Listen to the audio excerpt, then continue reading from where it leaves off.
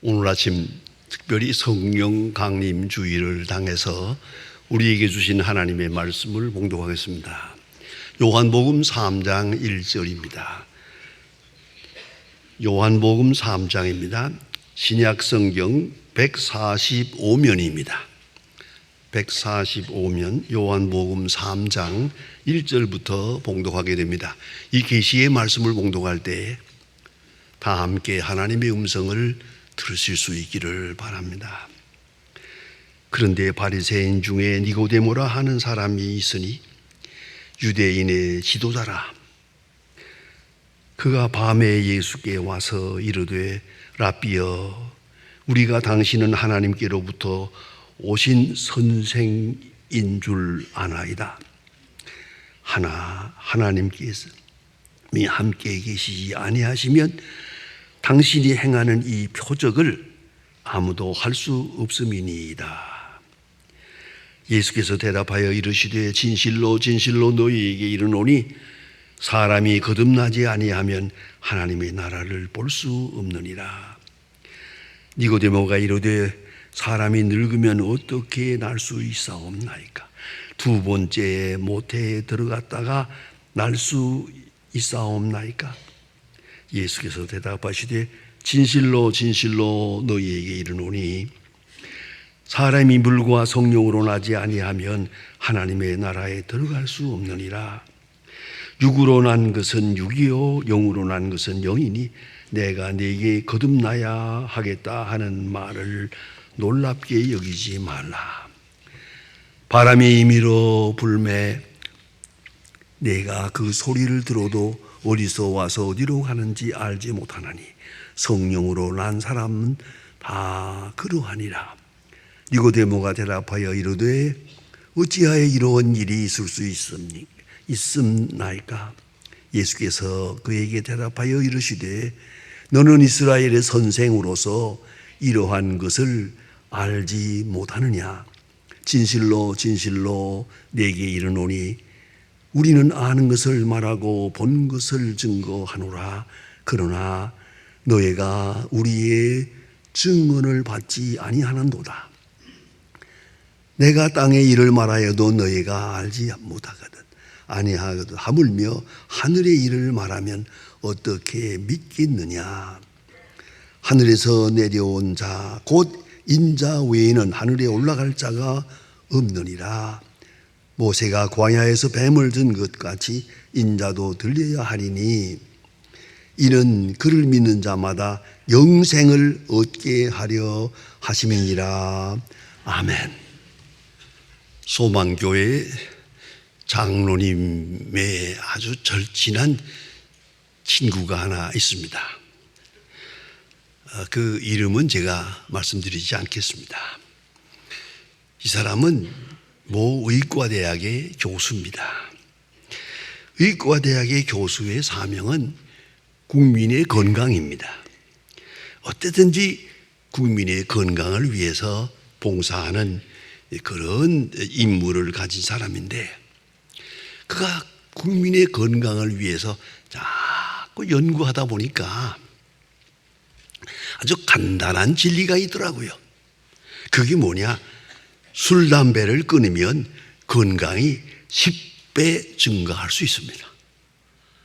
술, 담배만 안 하면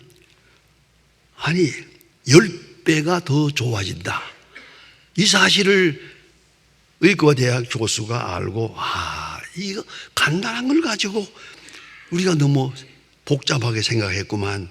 그래서 담배와 술이 해롭다는 것을 연구해서 책으로 쓰기로 결심을 했습니다. 연구하다 보니까 담배, 술이 폐암의 18배, 소년기의 담배를 피우면 25배 이렇게 연구해가면서 과학적 데이터를 내놓으면서 담배, 술이 몸에 해롭다. 이것만 끊으면 건강해질 수 있다는 그러한 논리의 책을 썼습니다. 책을 쓰면서 이 교수는 하루에 3갑씩 담배를 피웠습니다.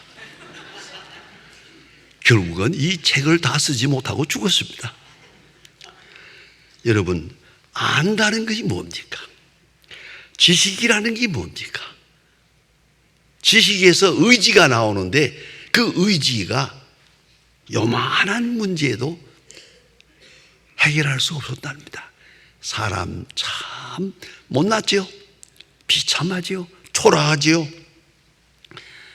거듭난다, 중생한다 하는 말 많은 사람이 오해를 많이 합니다. 먼저는 지적 중생을 말합니다. 그래서 전에 모르던 것을 알고 또한 알게 되니까 생활을 바꾸고 새로운 지식에 도취돼서 지적으로 새로운 생을 살게 된다. 이게 지적 중생입니다. 또 하나는 생활 양식의 중생이 있습니다. 그래서 술을 먹던 사람이 술을 끊고 담배를 끊고 그리고 의식의 변화가 오면서 그래서 연애는 화를 내던 사람이 요새는 화를 내지 않고 인격의 변화가 와서 그렇게 짜증을 내던 사람이 이제는 웃어가며 사람들을 대하게 된다. 인격 변화, 이것을 중생이라고 보면 안 됩니다. 또한 율법적 정생이 있습니다. 하나님을 생각할 때 항상 형벌의식에 시달립니다. 죄를 지으면 벌 받는다, 이런 벌 받고 저런 벌 받는다, 그런 형벌의식에 쫓기다가 확 바뀌면서 이제는 보상의식으로 바뀝니다. 벌 받는다는 데 대한 생각이 바뀌어서 이제는 하나님 앞에 착한 일을 해가지고 복을 받겠다, 기도해서 복을 받고 선행을 해서 복을 받고 인내해서 복을 받고 온유함으로 복을 받고 하나님께로부터 복을 받겠다고 하는 보상심리로 확 바뀝니다. 이것을 중생이라고 하지 못합니다. 오늘 본문을 자세히 읽어야 하고 더구나 이 성령 강림절을 당해서 이것을 깊이 생각해야 합니다. 본문에 나타나는 니고데모, 이 사람은 이런 기준으로 본다면 완전한 사람입니다. 이 사람은 이 범주에서 벗어난 사람입니다. 바리새 교인입니다.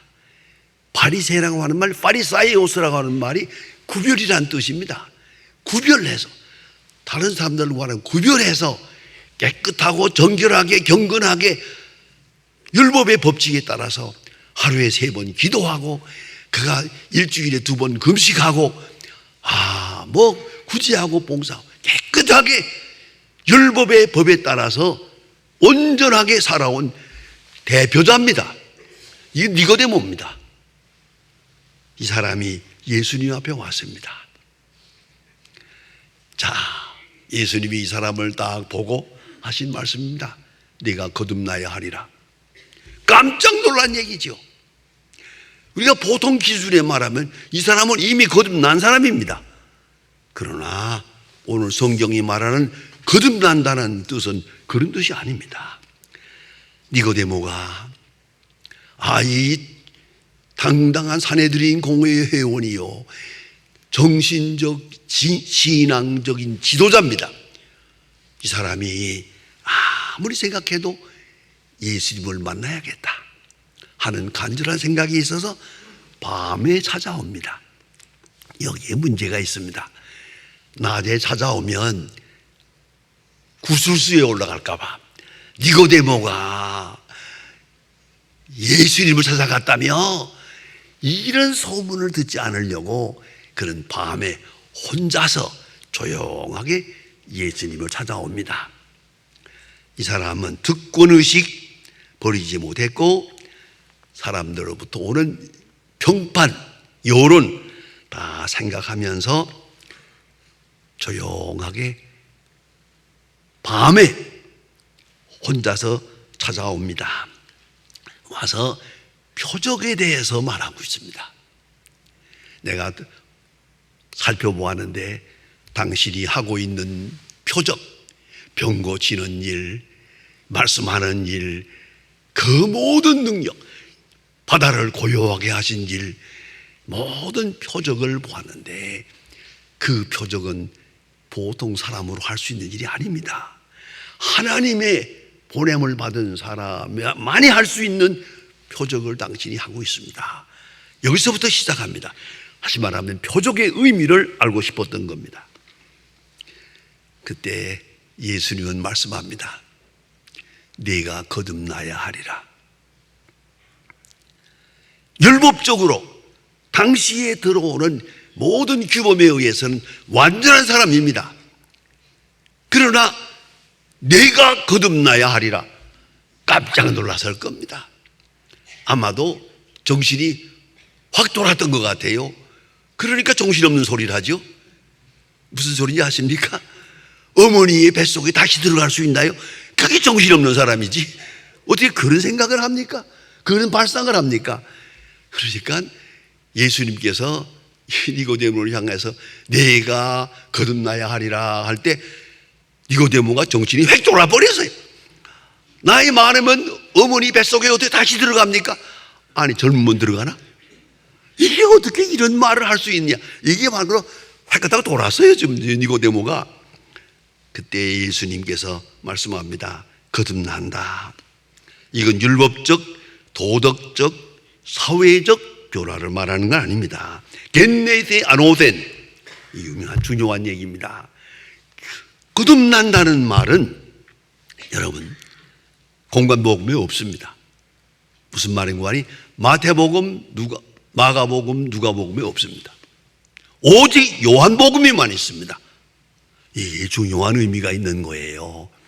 아주 높은 특별한 의미가 있는 말씀입니다. 내가 거듭나야 하리라. 예를 들어서 지금 문둥병자가 왔어요. 예수님께서 내가 거듭나야 하리라 말씀하지 않았어요? 가늠하다 붙들려 온 여자가 있어요. 당장 돌에 맞아 죽을 사람이에요. 그 사람을 향해서도 내가 거듭나야 하리라 하지 않았어요? 십자가에 돌아가실 때 바로 옆에 있는 강도가 회개합니다. 그때의 강도를 향해서 내가 거듭나야 하리라 라고 말씀하지 않았습니다. 이건 니고데모에게 한 말입니다. 니고데모에게 대단히 신학적으로 중요한 의미가 있습니다. 제가 옛날에 아주 옛날이죠. 신학대학에서 성령론을 강의했습니다. 성령론은 강의 제목이 아니었습니다. 그런데 지금 새롭게 학문을 시작하면서 제가 성령론의 한국 신학의 개척자가 됐습니다. 그때 가장 강조한 게 이겁니다. 거듭난다는 말이 술 끊는다는 말이 아니에요. 인성이 변한다는 말이 아니에요. 사람이 좋아진다 그런 얘기가 아닙니다. 이것은 겐네이데 아노텐, 겐네이데란 출생을 말하는 것이 신기원을 말하는 거고, 아노텐 우로부터 부사구입니다. 우로부터 새롭게 태어난다는 뜻이에요. 우로부터 새롭게 태어나야 돼요. 이게 중생이란 말입니다. 그런데 그러면 마태, 마가, 누가복음, 공관복음에는 중생이 없느냐? 아니죠. 중생의 교리가 있죠. 그것은 이제는 상징적으로 말합니다. 어린아이와 같이. 어린아이와 같이 되어야 된다. 어린아이가 되어야 된다. 약대가 바늘구멍으로 들어가는 것처럼 작아져야 된다. 바로 그것이 중생이라는 말의 대치어입니다. 중생 대신에 어린아이라는 말을 썼어요. 어린아이는 다르죠. 우리 어른들과는 달라요. 어린아이들은 단순하고 깨끗하고 오직 사랑 하나에 마음을 두고 초점을 맞추고 그리고 기뻐하고 슬퍼하고, 어린아이들 사랑을 느끼면 활짝 웃고, 사랑을 혹시 잃어버렸다 생각하면 그냥 울어댑니다. 여러분, 사랑에 초점을 맞춘 그 아름다운 마음, 그 어린아이와 같이 되어야 한다라고 말합니다. 새 생명, 재창조의 뜻을 말씀하고 있습니다. 거듭남의 최고의 증거, 거듭남의 최고의 상징, 대표자가 누구냐? 사도 바울이죠. 여러분 꼭 잊지 말아야 합니다. 그는 바리새인 교인입니다. 니고데모처럼 바리새인 교인입니다. 율법에 정통한 사람입니다. 율법의 법을 따라서 거의 완전하게 산 사람입니다. 그러나 다메섹 도상에서 예수를 만날 때 거듭납니다. 전혀 다른 세계로 갑니다. 이것이 바로 거듭남입니다. 예수를 만남으로 해서 거듭납니다. 이걸 알아야 합니다. 새롭게 태어납니다. 다메섹 도상에서 예수를 만나고 일생 동안 예수를 증거하는 사람으로 살아갑니다. 그러면 거듭남의 깊은 뜻은 무엇일까 생각해야 됩니다. 이건 계시 사건입니다. 꼭 잊지 말아야 합니다. 객관적 계시가 있고 주관적 계시가 있습니다. Objective revelation, Subjective revelation 이렇게 구분합니다.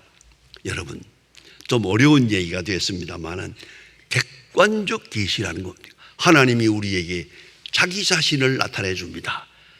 자기 자신을 우리에게 보여줍니다. 아포칼립시스, 마치 수건을 걷어올리는 것처럼 그래서 본체를 보여주십니다. 그것이 계시입니다. 하나님이 우리에게 나타나 주십니다. 말씀하십니다. 역사하십니다. 그 가장 큰 증거가 예수 그리스도요. 두 번째 증거가 성경입니다. 성경을 통해서 우리에게 가르쳐줍니다. 객관적 계시입니다. 이것은 객관적 계시로 하나님이 우리에게 나타나 주십니다. 그러나 문제는 그 객관적 계시를 내가 받아들이는 것, 내가 믿고 수용하는 것은 그것은 내 마음대로 못합니다. 예수를 만났다고 다 예수 믿는 게 아니에요. 성령이 역사해야 예수 믿어요. 성경을 본다고 성경을 다 아는 게 아니에요. 성령이 역사해야만 성경을 통해서 예수를 만나는 것이요, 하나님을 만나게 되는 거거든요. 그러니까 객관적으로 예수 그리스도의 구속사, 그 사건 속에서 말씀하시고 또 성경을 통해서 기록하여 우리에게 말씀하시는 객관적 계시가 있고, 그것을 통해서 우리 마음에 다가올 때 우리 마음이 열려서 믿어지고 깨달아지고 사랑하게 되고 거기에 충성하게 되고 새 사람으로 태어나, 그게 중생입니다. 그래서 객관적 계시가 있고 또한 주관적 계시가 있어서, 보세요. 여러분 잘 아시잖아요. 사랑받는다고 다 사랑으로 안아요? 사랑을 믿지 않는 데가 도리가 없죠. 도리가 없어요. 참 어려운 점이 있습니다. 가끔 너무 말씀드리기가 좀 어렵습니다만은 계모가 그런 경우가 있어요. 계모 중에 정말 좋은 분이 계세요. 친어머니보다도 더 잘해요. 더 잘하는데도 불구하고 그 아이들은 어머니를 믿지 않아요. 심지어는 이렇게까지 말해요. 당신이 나를 사랑해야 될 이유가 없잖아요. 우리 아버지하고 산다는 것뿐이지 당신이 나를 사랑한다는 것, 그건 내가 믿을 수가 없다. 아유, 어떻게 하면 좋겠습니까? 이걸 믿어지게 하는 것, 믿어지게 하는 것이 바로 성령의 역사예요. 안 믿으면 도리가 없어요. 사건도 그 의미가 증발하고 맙니다.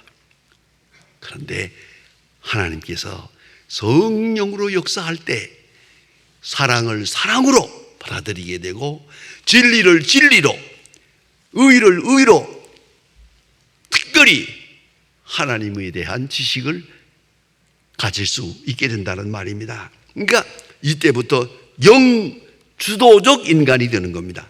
영주도적 인간. 지금 여기에 주님이 계십니다. 표적이 있습니다. 니고데모는 표적을 보았습니다. 5천 명 먹이는 거, 무리로 걸어가는 거, 병자를 고치는 거 막 살펴보고 이 표적을 통해서 이건 분명히 하나님의 역사다. 그런데 어떻게 하면 주님을 만나겠습니까? 어떻게 하면 이 의미를 알겠냐고요. 이 표적은 말씀인데 말씀 속에 지금 뭔가 말씀하고 계시는데 그 말씀의 뜻을 내가 알 수가 없어요. 그래서 예수님 말씀하기를, 그래, 내가 표적을 보았지만 표적을 알 리가 없지. 성령을 받아야 하느니라. 거듭나야 하느니라. 거듭나지 아니하고는 내가 하나님 나라를 볼 수가 없고, 거듭나지 아니하고는 하나님 나라에 들어갈 수도 없고, 더 중요한 현실적인 문제는 오늘 내가 하는 표적을 알 수 없느니라 그랬어요. 표적을 읽을 수가 없어요. 분명히 주님이 말씀하고 계시지만 몰라요. 이것은 성령의 역사입니다. 여러분 성경을 읽으시죠? 성령이 함께 할 때만 알 수가 있습니다. 또 믿어집니다. 우리가 기적을 봅니다. 우리가 많은 사건에 부딪힙니다. 병들었다가 낫고 사람이 죽는 것도 보고 많은 사건을 봅니다. 그때마다 성령이 내게 말씀하십니다. 성령이 눈을 열어주고 마음을 열어주어야 비로소 이것이 하나님의 역사라는 걸 알게 됩니다. 이것을 통하여 주의 사랑을 느끼게 되고 사랑을 확신하게 됩니다. 놀라운 사건이 아닙니까? 이게 중생입니다. 네, 지금 하나님의 아들 예수 그리스도가 눈앞에 있습니다. 그렇다고 그를 알 수가 있나요? 성경이 니고데모의 마음을 움직일 때 눈이 열려서 주님을 알아보고 마음이 뜨거워질 때 주님을 만날 수가 있는 것이란 말입니다. 성령의 계시가 있어야 하늘 문이 열립니다. 마음 문이 열립니다. 중생의 역사가 일어납니다. 오늘 이 성경 말씀을 좀 더 성서신학적으로 잘 생각하면 대단히 오묘한 말씀입니다. 요한복음 3장에 니고데모와의 대화에서 중생에 대해 말하지 않습니까? 내가 거듭나야 하리라 하는데 딱 한 장 넘겨보세요. 4장에 사마리아 여자 얘기가 나옵니다.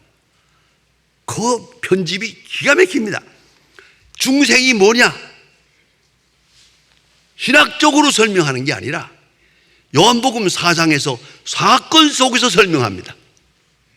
사마리아 여자가 예수님 앞에 나옵니다. 이 사람은 갈등이 많은 사람이에요. 아주 속에 불만이 많은 사람이에요.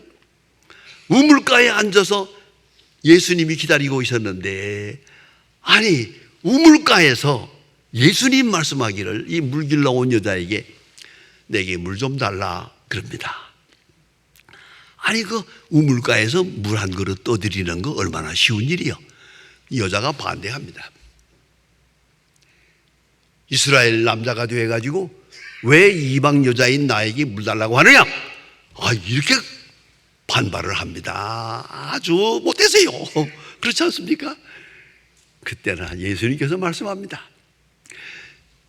내게 물 좀 달라 한 분이 누구인지를 알았더라면 내가 오히려 그분에게 물을 구해서리라. 그가 주는 물은 한 번 마시면 영원히 목마르지 아니하니라. 이 여자도 보세요. 그런 물 좀 주어서 나 물 길러 오지 않게 해주세요. 참 못되세요. 아주 초짜예요. 그러나 예수님은 딱 말합니다. 네 남편을 다녀오라. 진실을 묻습니다. 남편 없습니다. 그래, 내가 남편 없다는 말이 옳도다. 다섯이 있어서나 지금 남편은 네 남편이 아니다. 내가 진실을 말했느니라. 지금 딱 한마디 진실을 말했느니라. 그런 거로 예수님께서 말씀하십니다. 이렇게 돌아가는 가운데 성령이 역사하면서 이 여자가 보자 하니 예수님은 당신은 말이에요 선지자입니다. 예배하는 곳이 어디에 있습니까? 라고 물어봅니다. 이 사람이 예수를 만났습니다. 성령이 역사합니다. 그래서 그가 물동이를 우물가에 놔두고 돌아가서 똥리 돌아다니면서 복음을 증거합니다. 내가 메시아를 만났다. 이게 바로 중생입니다. 물 한 그릇 달라고 하는데 거절하던 이 여자가 독리방에 다니면서 예수 그리스도를 내가 메시아를 만났다고 증거하고 다닙니다. 바로 이것이 중생이다 라고 요한복음 4장에서 설명하고 있습니다. 대단히 중요한 얘기입니다. 분명 사마리아 여자는 중생했습니다. 그 중생은 예수님과 만났다는 것이고, 예수님과 페이스 투 페이스, 얼굴과 얼굴을 대하고 마음과 마음으로 예수님을 만나는 순간 당신은 메시아입니다, 하나님의 아들입니다 라고 고백하는 순간 그 마음속에 확, 부끄러움도 없고 수치도 없고 동네방에 다니면서 복음을 전하는 그런 여자가 되었더라는 겁니다. 여러분, 중생이 뭡니까? 어떤 사람이 아프리카 선교사로 갔습니다. 남편을 따라서 그 부인도 사실 선교사로 가고 싶지 않지만 남편이 가니까 따라갈 수밖에. 아스분이 갔습니다. 그리고 남편의 선교 사업을 위해서 봉사했습니다. 사실 이게 쉬운 일이 아니죠. 고향을 떠나서 먼 곳에 가서 낯선 곳에서 봉사하고 있는데 수고 많이 했어요. 그런데 어느 날 하나님 앞에 기도하는데 하나님께로부터 응답이 왔습니다. 내가 거듭나야 하리라. 깜짝 놀라서 저요 거듭났네요. 거듭나서 여기까지 왔잖아요. 내가 지금 선교사로 봉사하고 있잖아요. 했더니 아니 하고 환상을 통해서 보여주었습니다. 그가 하는 일을 보여주었습니다. 그가 거기에 있는 아이들을 위해서, 불쌍한 아이들을 위해서 봉사하는 것 같은데 진심으로 하는 게 아니에요. 억지로 하는 거예요. 중간중간 남편을 원망해요. 왜 이 오지로 나를 데리고 왔나? 내가 왜 여기 와야 되나? 불만이 많아요. 그뿐 아니에요. 아이들에게 빵을 줄 때 빵을 썰어서 주잖아요. 그때 자기 집 아이들을 위한 건 조금 크게 썰고 나머지 아이들을 위한 건 작게 썰고, 그게 눈에 보이는 거예요. 깜짝 놀라서 엎드려 회개했어요. 그게 중생했어요. 그러고 보니까 그 다음부터는 사랑이에요. 하나님이 나를 사랑하고 하나님이 저들을 사랑하고, 그저 오늘 와서 이렇게 일하는 것도 감사하고, 감사와 찬양과 사랑 충만했습니다. 이게 중생이라는 거예요. 중생하는 순간 하나님이 세상을 이처럼 사랑하사 독생자를 주었다, 그 뜻을 알게 되는 거예요. 그때부터. 그리고 내가 그 독생자의 사랑을 받고 내가 하나님의 자녀 되었다, 바로 증거를 얻게 되는 거예요. 그것이 중생입니다. 중생이라는 게 생활 변화에 있는 게 아니에요. 생활 양식의 변화에 있는 게 아니라 율법적인 것이 아닙니다. 신령한 것입니다. 그래서 성경 말씀을 자세히 보면 영은 영으로, 육은 육으로, 영적인 세계에 대해 마음이 열립니다. 여러분, 가장 대표적인 예가 예수님 십자가에 돌아가신 다음에 교회가 성령을 받게 돼요.